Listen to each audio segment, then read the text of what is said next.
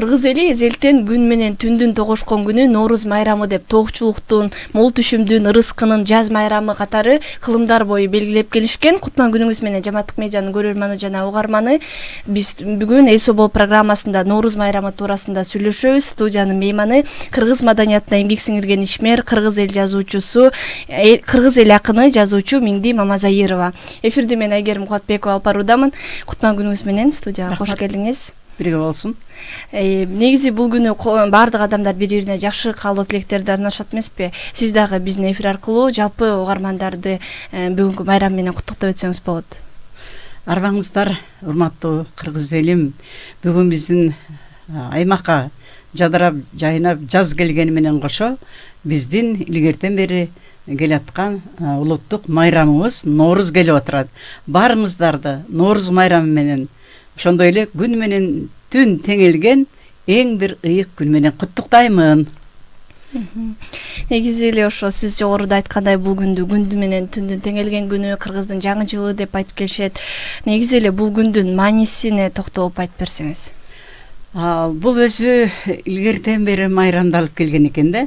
Навруз деген бул өзү фарс тилинен алганда жаңы күн деген сөз экен. Анткени күн менен түн теңелип жаңы жыл башталат да. Ошо жаңы жыл башталганда жаңы күн деп анан ошо жаңы күн менен белгиленип, ошон үчүн жаңы күн деп аталып калган экен. Биз болсо биздин бала кезибизде айылда аябай чоң майрам катары майрамдашар эле. Ошол жөнүндө бир аз айтып кетсем, биздин айыл Акбура дарыясынын Оштогу Акбура дарыясынын жээгиндеги кичинекей татынакай Коңуржаз деген айылда туулганмын. Мына ошондо биз бала кезде ошол Нооруз майрам, жаңы жыл дешип эле ушундай ата-энелер мындай дүрбөп калышар эле да. Бул жаңы жылда биздин короо чоң болгондуктан, анан чыгыш тарабында чоң өргүзарыбыз болгондуктан көбүнчө биздин короого сүмөлөк кайнатышар эле да. Мына жаңы жылдын, Нооруздун эң бир эмеси, белгиси, майрамдын белгиси бул сүмөлөк кайнатуу. Буга аябай даярданышат эле. Апаларыбыз, жеңелерибиз, абысындар менен келип биздин үйгө буудайды өндүрүшүп, аны 4-5 күн мурда, 5-6 күн мурда өндүрүп, терезе жакка коюп, тактайдын үстүнө өндүрүп, кайра жерге алышып, аздектеп, анан баягы бир 10 сантиметр, 15 сантиметр болгондон кийин ошону көгүн алып туруп, анан аны сокуга жанчып, анан кайра жууп, кайра эме кылып, ошо сууларды сактар эле. Анан баягы немеге чоң казанды асышып, тай казанды асып, анан ошол айылдагы апалар, энелер келип алып, кыз келиндер биз болсо жанында ойноп жүрөр элек. Анан сүмөлөк кайнатат. Сүмөлөк кайнатып, ошо сүмөлөк кайнаткандай да бул өзү майды абдан кызытып алышып, ошого анан кийин тиги эмени сууну, майды кызыткандан сууну куюп, баягы сүмөлөктүн суусу бар го, ошону куюп, анан баягы ун салышып, 41 таш салып, анан ызы чуу болуп, жакшынакай кийинип, таптаза кийинип алышып, тегерегинде отуруп, анан сүмөлөктү кайнатып, таңга маал үстүн жаап коюшат эле. Анан эртең менен тургандан кийин баягы таптаза кийинген чоң энелерибиз ачып, биринчи чыпалак менен ооз тийип, анан баарына бөлүп берер эле. Бул ошол Нооруздун эң бир ыйык тамагы, Нооруздун тамагы болуп эсептелет да. Андан кийин андан башка ар бир үйдө өздөрүнө жараша дасторкон. Ошол жерде жети жок дегенде 7 даам болуш керек. Нан, калама, каймак, сары май, сүзмө, эжигей, ушулардын баарын жасашат эле да. Анан ошентип андан кийин бизди топурап, майрамдап, ал эми нар жагыракта, биздин нар жакта бир мындай майдан бар эле, жер, ошол жерден улак чабышып, ойношуп, күрөш ушундай болор эле. Биз болсо барып, аңкайып карап, жыргап, ошентип анан бизге таттууларды бөлүп берип, ошондой болор эле. Анан ошентип жакшылап майрамдашчу да, анан кийин эле эмнегедир майрамдалбай калды. Майрамдалбай калып, бул Нооруз майрам мусулмандардыкы же эскинин калдыгы дешип, муну майрамдабай, анан башка майрам болуп кетти да бүт эле. Анан 1988 жылдан баштап бизге ушул майрамды Нооруз майрамдоо боюнча аябай биздин маданий кызматкерлер маселе көтөрүп атып 88 жылдан бери майрамдап калдык.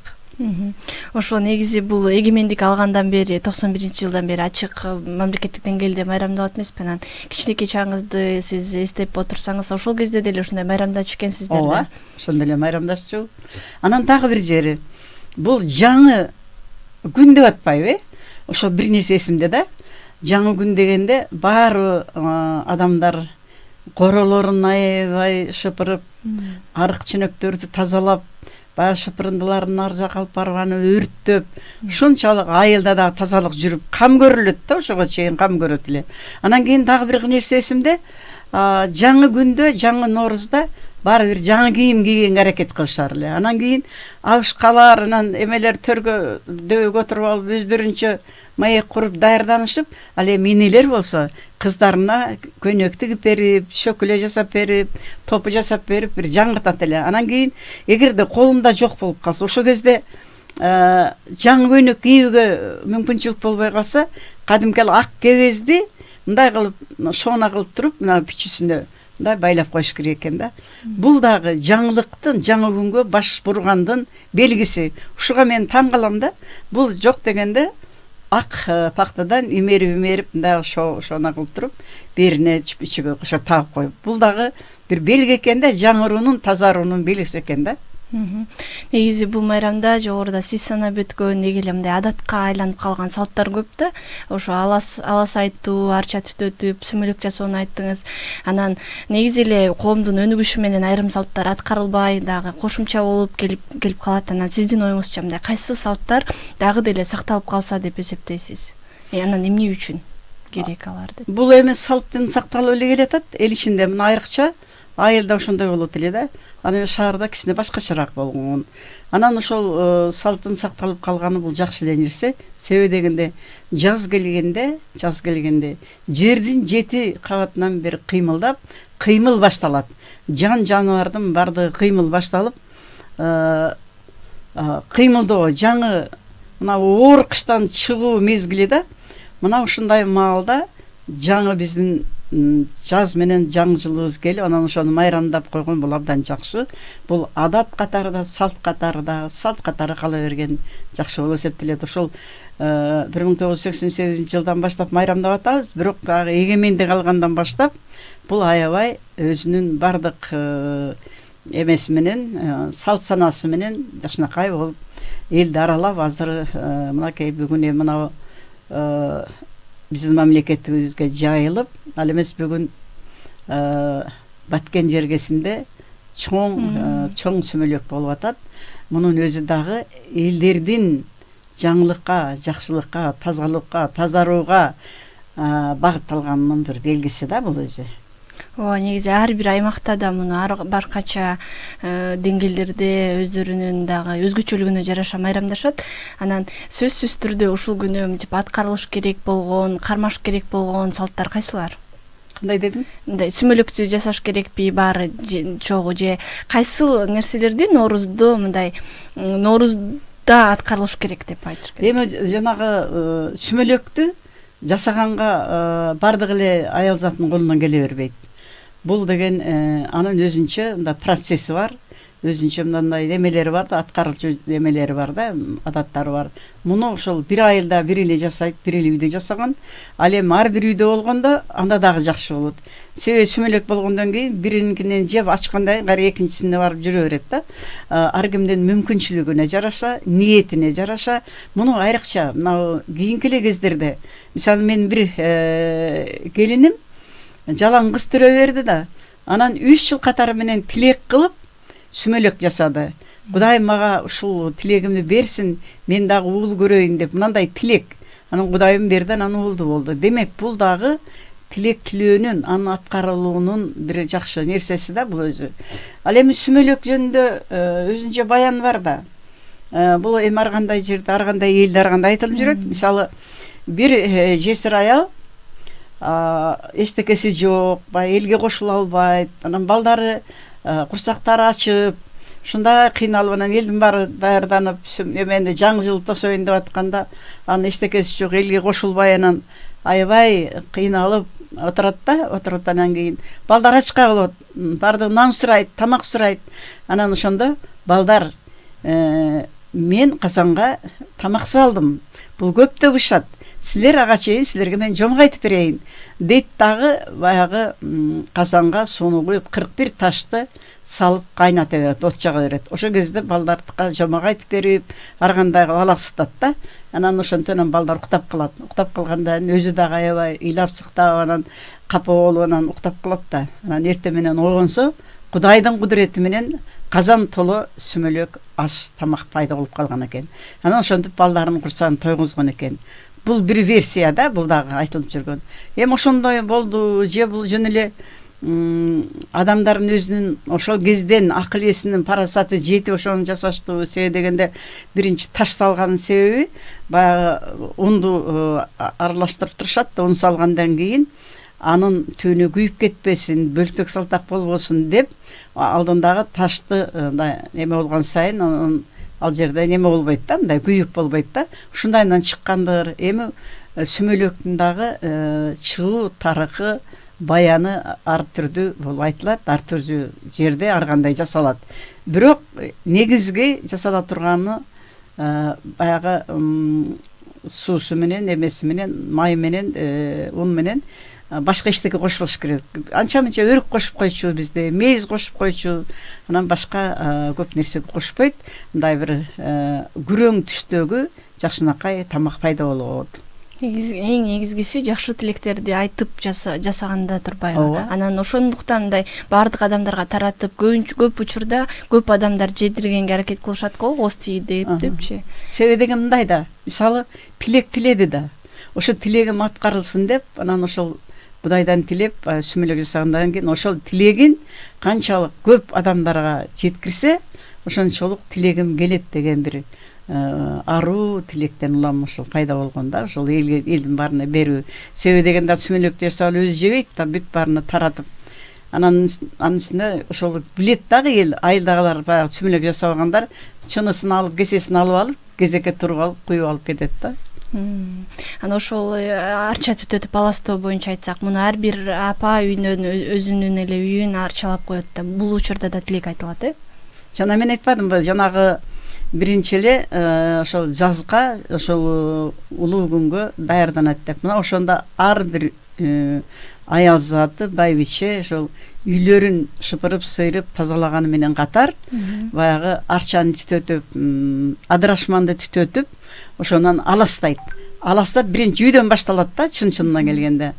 Алас, ар беледен калас, жаңы жыл жалга, эски жыл кошто дегендей, ошо менен баягы түтүн менен бүт үйдү аластап чыгат. Мына үйлөрдүн шыптарынан бери, үстүнөн бери баягы анча-мынча жаман нерселер, кара нерселер, баягы жөргөмүштүн уялары, жөргөмүштүн уясы болгон жерден дагы уулуу жөргөмүш болуп калышы мүмкүн деп, анан дагы адамдар этият болот да, ошолордун баардыгын жөргөмүштөрдүн эмелерин алып, шыптан бери, бурчтан бери аластап чыгат да.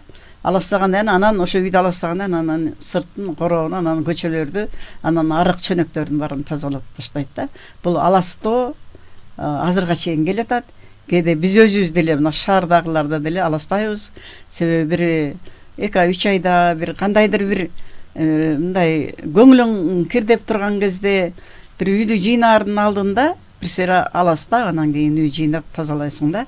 Бул аластоо деген биздин кыргыз улутуна гана тиешелүү салт десем болот да. Азыр бизде мындай мамлекеттик деңгээлде ысырапкерчиликке бөгөт коюу деген маселе көтөрүлүп жатат. Анан ушул боюнча да сиздин оюңузду уккубуз келет. Нооруз майрамы ысырапкерчиликке жол бербейби? Негизи эле кантип мындай ысырапкерчиликке жол бербей өзүбүздүн майрамдарды белгилесек болот? Эми биз жанагы бөрк ал десе баш алып, кээде биздин аша чаап кеткен адаттарыбыз бар да. Мисалы ошол эле Нооруз майрамдарында чынын айтканда илгери чоң көчөдө көжө жасашкан. Ошол көжө, жана мен айткандай каймак, сүзмөлөрүн, жакшынакай куруттарын, 7 түрдүү тамагын берип, ошол менен эле тилек тилеп калган да. Азыр жанагы аш көп болсо, каада көп болот дегендей, азыр кээ бир жерлерде мал союп, өтө малды дагы коштоп союп, анан жана оюн зоокторго уюштура коюп, оюн зоокторго байгелерди коюп, ошондой кылып мындай ашырып жиберди да. Албетте бул деген ысырапкорчулук.